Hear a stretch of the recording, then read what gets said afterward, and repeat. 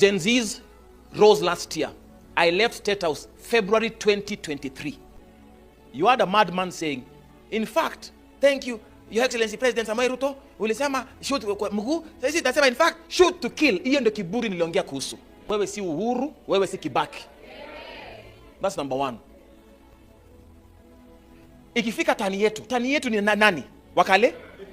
Rubbish. Kenya si wa Kalenjin. And when we voted for this government, we knew he was coming from Kalenjin. Alinitisha. Akiniambia usipohubiri utaona. Sitaki kuona. So I called the military advisor and I told him, I can't get my friend. Get someone in the team and tell him not to enter that chopper. It will crash. Safaricom, you have my phone logs and everything. If I'm saying a lie, I should be arrested. If you are true sons, you should have the DNA of your father. You say you are sons and daughters of Evangelist Teresa Wairimu. Where are the signs and works of Evangelist Teresa Wairimu? But you want another chance. Wanapima watu wazimu aje. Ni Mungu mgani tunaabudu? If Jesus is gay, we will back you up. All we are meeting for the first time. Please don't forget to click the subscribe button. You can also share, you can like, you can drop me a comment and also tell me what you think concerning this interview. Now today, I'm very glad to have one of the guests here. I'll give him time to introduce himself. I don't want to say his name. It is better if he says his name by himself. And then we come back to our discussion. Mr. Karibu sana. Asante sana. Yes. My name is Kevin Chemiat, but I also commonly go by Kevin, or they call me Chemiat Arap Chemoit. And Kevin is a teacher by profession, also a businessman, a farmer, and above all, a climate change champion. Yeah. Can you explain to us a little bit about the climate change champion? How did you become the champion? Okay, personally, you know, I am one person who is so much passionate about the environment. Okay. Because I believe for us to exist, everything around us is environment, and for that reason we always try to make sure that we make the environment conducive for each and every other person, and that coexistence in the ecosystem is what we value much. So for that reason, our environment is part of our climate, is part of our environment, because it is, of course, the temperatures. You talk about everything. So it is an issue of concern because it affects our day-to-day life. Yeah. The weather patterns of a given area affects the way we live, affects our economic status, and affects everything. So it is everything. And that is why I believe I need to be very passionate. So for that reason, I involve myself with activities that help maybe curb the negative climate change, because they are there effects of adverse climate change. And for us to reduce these effects on us, we normally have to put in some measures and make sure that even if it is changing, it changes for the positive. Yes. Now let me ask you, you are a teacher by profession, at the same time you're working as a climate change, and then you're also a businessman. How do you balance these three? Okay, being professionally a teacher, I trained as a high school teacher. I'm a graduate actually. I did bachelor's of education in arts and specialized with geography and Swahili as subjects. I've taught geography and Swahili for almost 6 years, but I'm not currently actively teaching right now, because it had to reach a point where I believe I had overlived my usefulness in that career. And I do not, I don't teach high school anymore, but I still move around teaching colleges as a freelance type of a lecturer. Yeah. And what about this business? So instead of focusing on education or teaching, right now I'm sure you're focusing on maybe on business and all that. Yeah, okay, you know, when it comes to business, you cannot, we are not limited, you know, we have a lot of time. People were arguing sometimes back about Kenya being a 24-hour economy. when you're working for 8 hours, there's somebody in another country who's working for 8 hours plus another, like say 4. So you find that economically those people will beat us, because an individual is only productive in one line of you understand. So with me, I believe we need to diversify. We need to make sure that an individual in Kenya can be productive in so many sectors. Say that myself, you've in fact forgotten the fact that I mentioned that I'm a farmer. I am into poultry. I'm a jack of many trades. So it's not difficult to balance, because being a businessman, I'm the CEO, Chimbiat Enterprises. Okay. As well as Epic Group Design.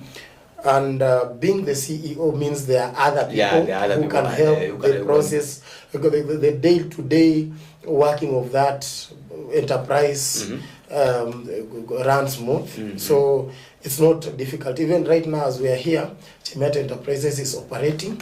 Epic Group is operating as well, because there are other people who can help that one be smooth. Yes. So you have people under you. Mine is managerial. Mine is managerial. That's nice. Now, yes. I want us not to get into the discussion. This is why we decided to do this interview. Now, we have got 2 things that I want us to talk about. I want us to major into the issue of demonstrations. We had the 25th June, and we had got the Sabasaba, which happened just the other day. Yes. Yeah, that is on Monday. Now, let us start with this June 25th. As we were talking, I realized something, that you were one of the victims, were one of the people who was affected. Yes. Now, I want us now to categorize it into three segments. Number 1, I want us to talk about or focus on how these demonstrations. Let us just combine both of them, the 25th and Sabasaba. How these demonstrations affected the business people. Okay. And then we also go to talk about how it affected the normal citizen, somebody who doesn't have a business, that is just there.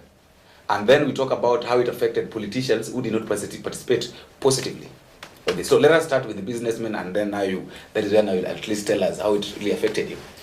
First of all, let me say, whatever is happening in our country is unfortunate. It's infelicitous. Okay. You cannot have a country whereby people are burning other people's properties, the looting that is on the spree.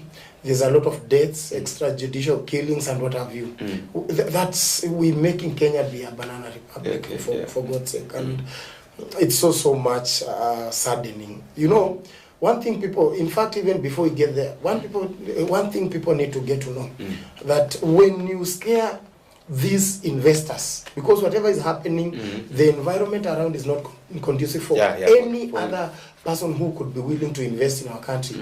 And when it scares away these investors, they just do not go and relax to wait for tranquility or stability to be regained in our country, so that they can come back. And with them, they believe time is money. So the moment you scare them away, they go and invest somewhere in another country. Peaceful place. You understand? Yeah. So you're losing investors, and there's no way you can grow an economy when actually you are scaring those very, very people who are supposed to grow the economy. So it's so very much unfortunate, and it's sad that we got here. We need to ask ourselves as a country, as the leadership, as the government, as the people, where did the rain start beating us? Because unless we get to the root cause of the problem, we are never solving it. So,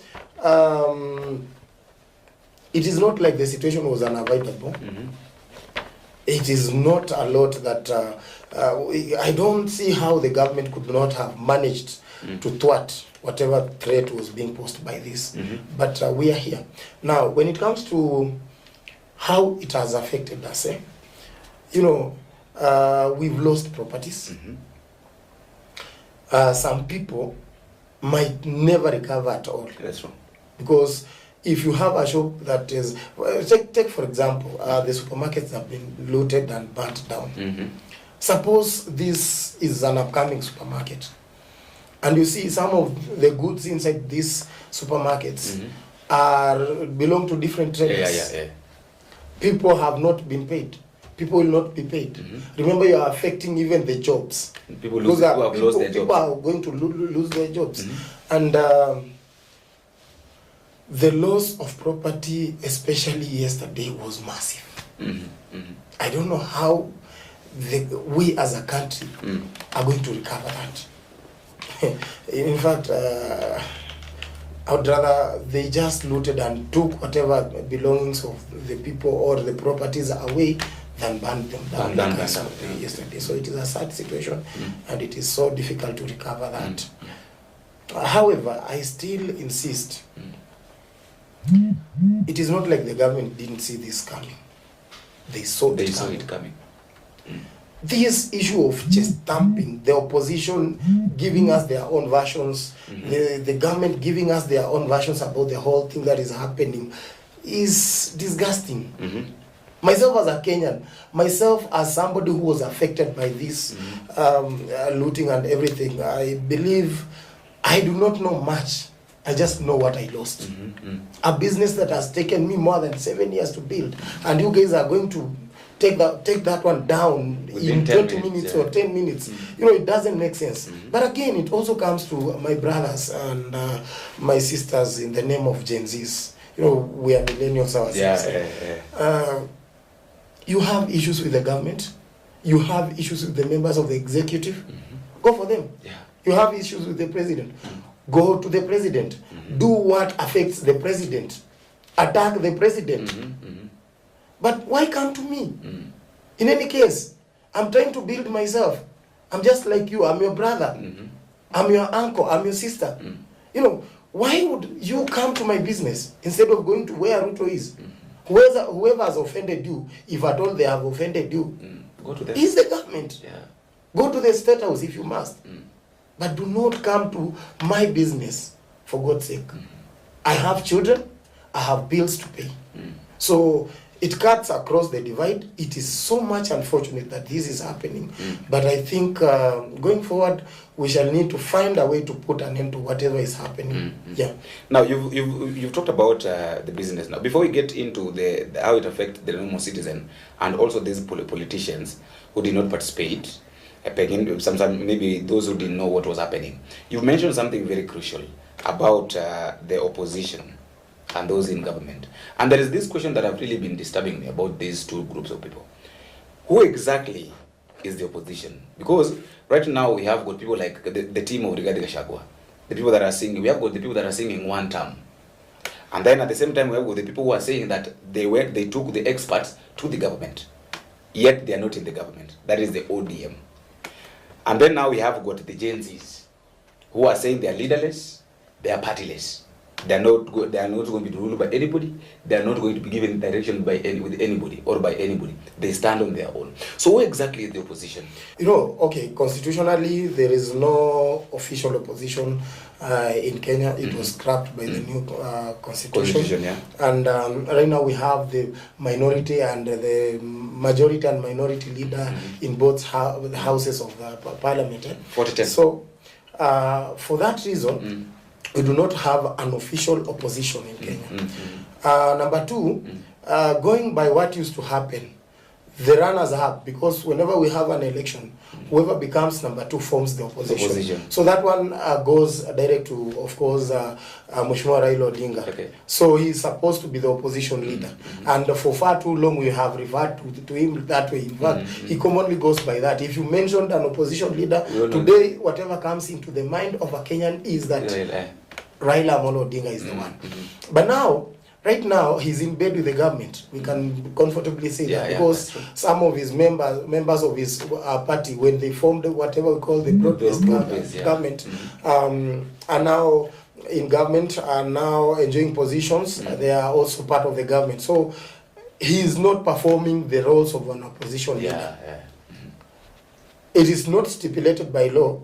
But the way Kenyans are used, we are used to seeing it into it that whoever becomes the runners-up in an election becomes the official opposition. So he's not performing those duties. And then whatever is happening in the one-term team, you know, sometimes back, and this one should go to the Gen Zs, somebody said, I think it was James Bond, you may be the enemy of my enemy. Yeah.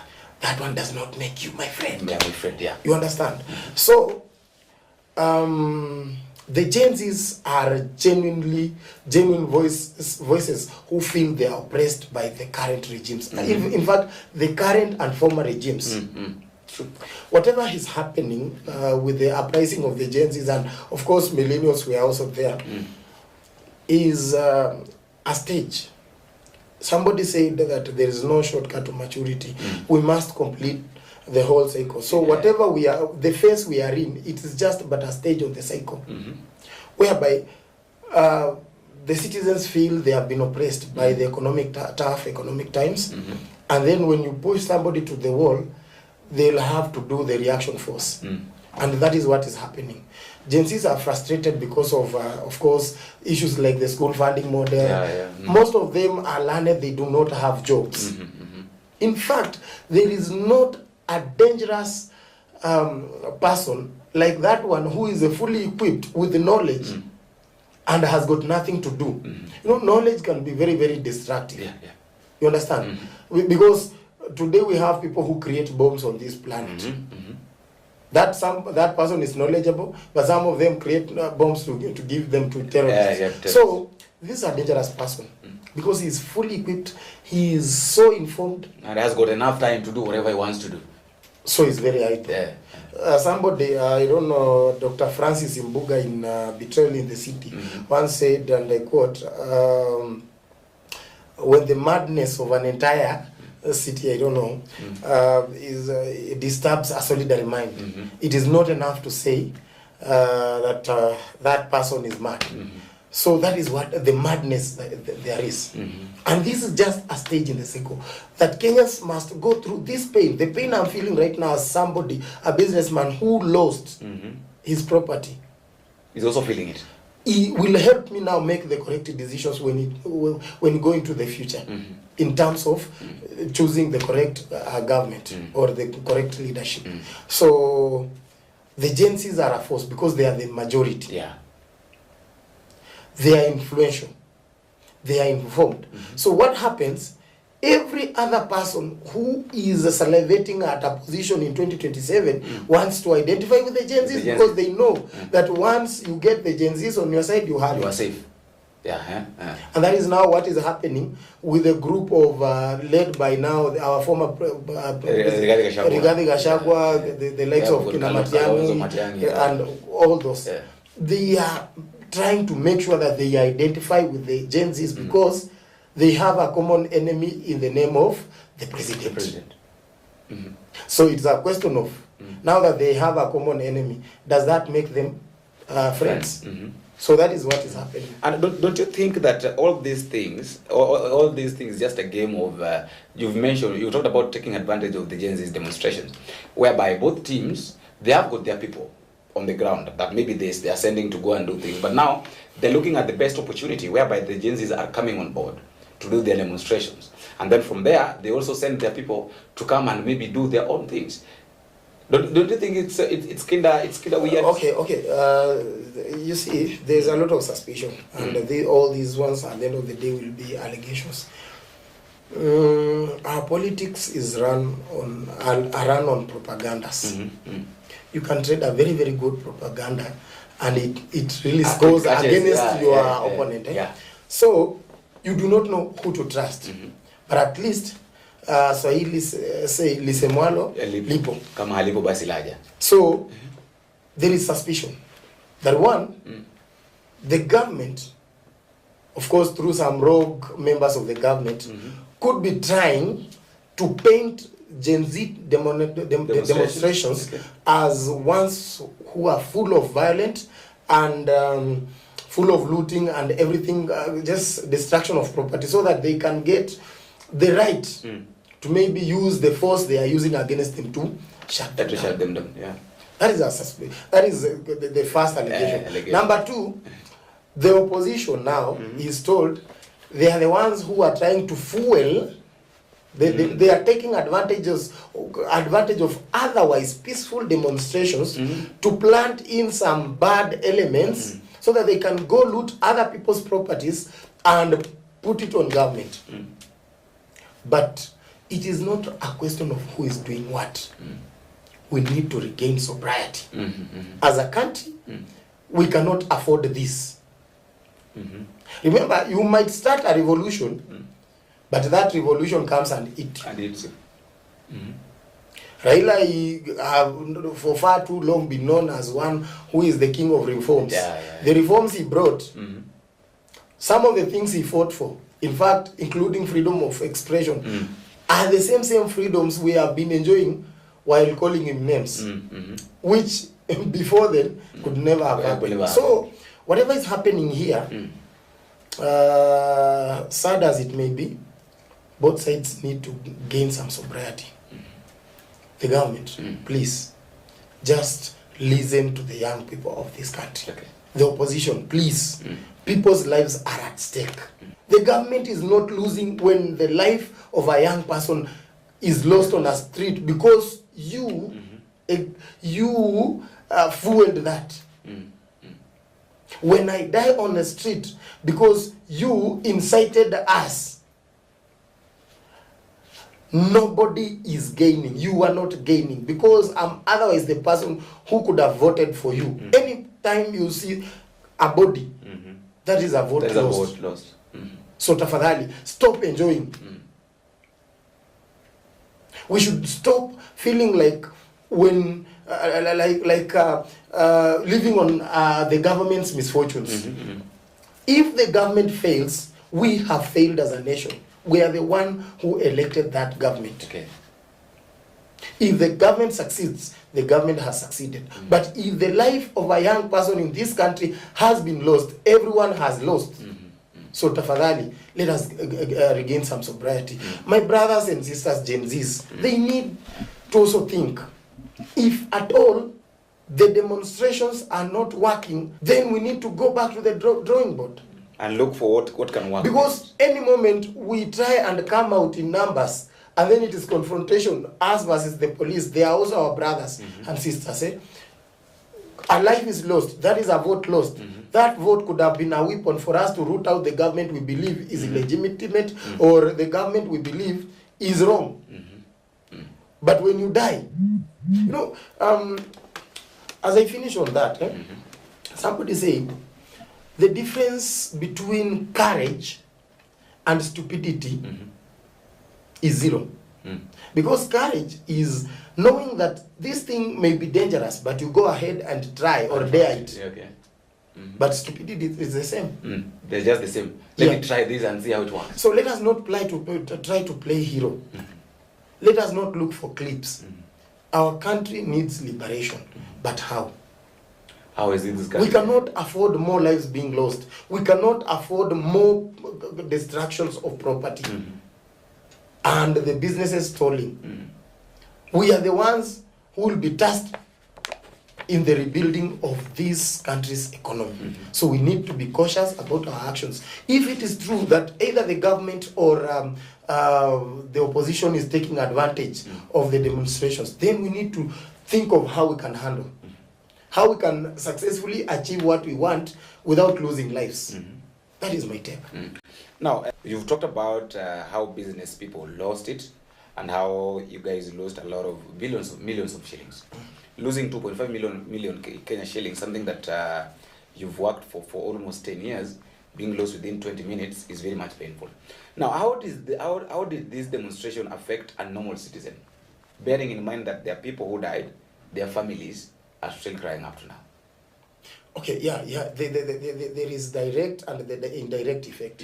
One, Chemiet Enterprises, I'm using myself as an example, which is a small business. Chemiet Enterprises had to a tune of 7 employees. 7. There is a person who is marketing, there is my secretary in the office, there is the person who is operating the machines, in fact there are 2.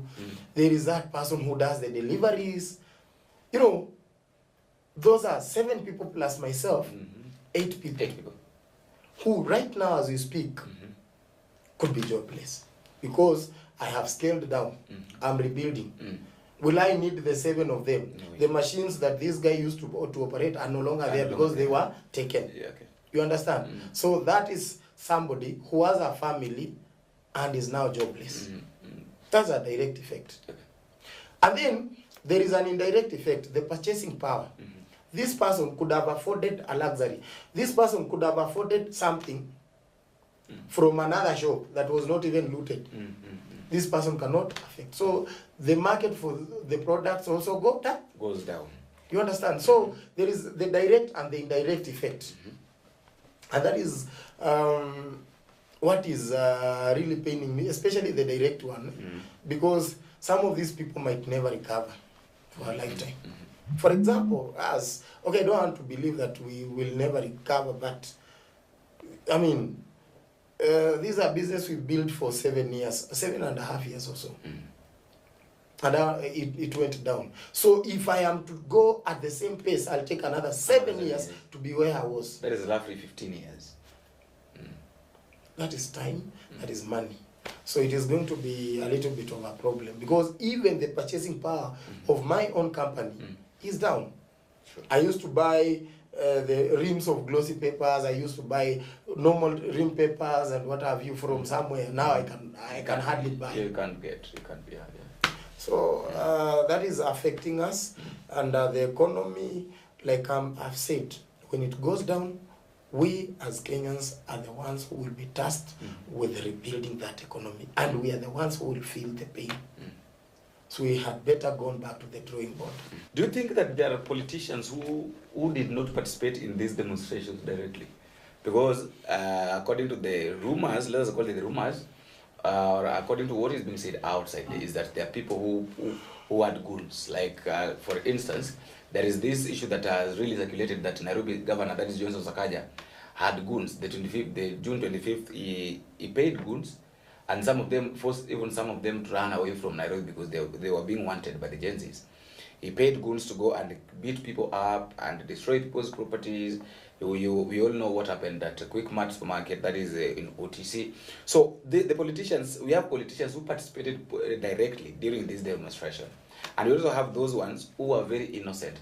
So will it be easy to identify that this politician was innocent during the demonstration and this one was not?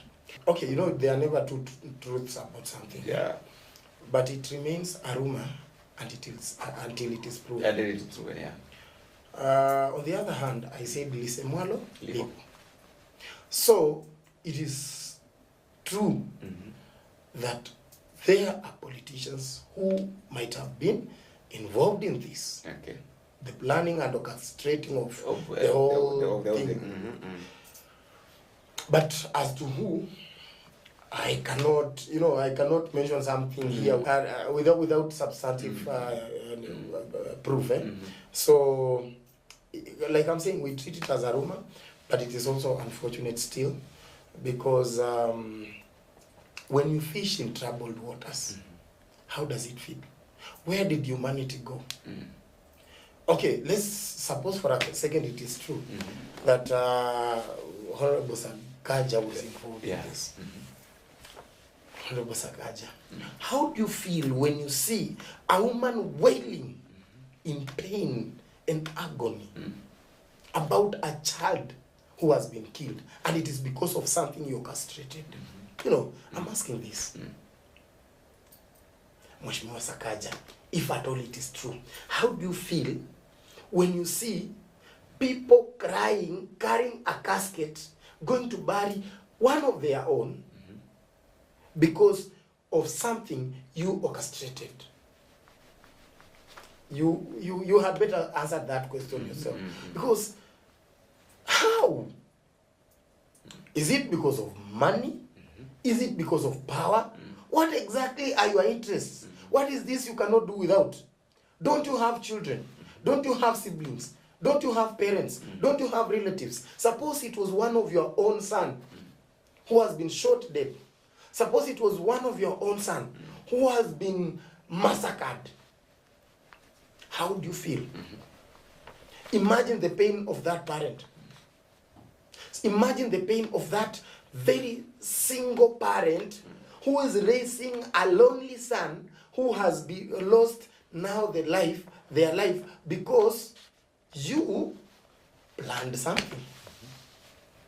If it is true, Mheshimiwa, just ask yourself, how would you feel? I don't want to go even beyond that because it is so unfortunate, it is so inhumane that somebody can think of taking advantage of such. And you know, we are just, I've just mentioned Honorable Sakaja because you mentioned him. Yeah. But of course, there could be others. Yeah. Why fish in troubled waters? I mean, this is not something to joke about. Somebody was born. Somebody was conceived. Somebody was born. It has taken a lot to raise this person. Take them to school. Some of them graduate.